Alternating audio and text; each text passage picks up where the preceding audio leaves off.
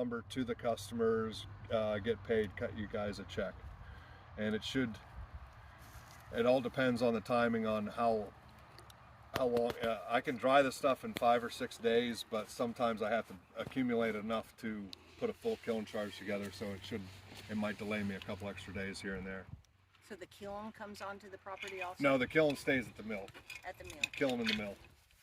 Yeah, we're planning on hauling your logs from here to. Right now, the sawmill that I'm using is in Asheville, but I think because of what I'm looking to do is find some custom sawmills down here that will saw it to our specifications. And I actually come down here and train the sawyer because there are some special. You have to treat this wood a little bit differently. You got to change your hydraulics on all your hold down mechanisms because the fiber isn't as strong as a typical hardwood. And the way you saw it is particular because the center pith is open. I think you've seen that, and you just need to box around the pith. You don't want that in your lumber because no customer wants it. And then that gets chipped away.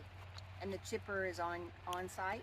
The chipper is with the mill, or there's a chipper on site here too. So you cut the tree and the entire tree leaves the property? The tops stay here, and then we'll chip them on site, and then the chips will leave the properties in a separate truck than the logs. But the merchantable logs go to the sawmill, the tops, and any other excess from logging operations gets piled up and mulched. Will that possibly turn into a pellet for heating or anything? I don't think so, just because of the fire resistance on it. It takes so much BTUs to get this thing going. It doesn't burn well.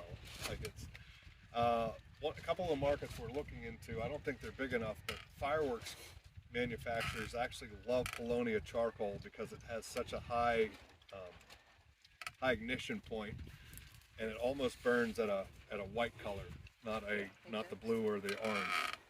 So will the farmer get any of the tops or anything that we have grown all the year? Will we get any compensation for that if we sell it, the chips and all, or is that strictly part of the cleanup? Y'all get that and kind of recoups that expense?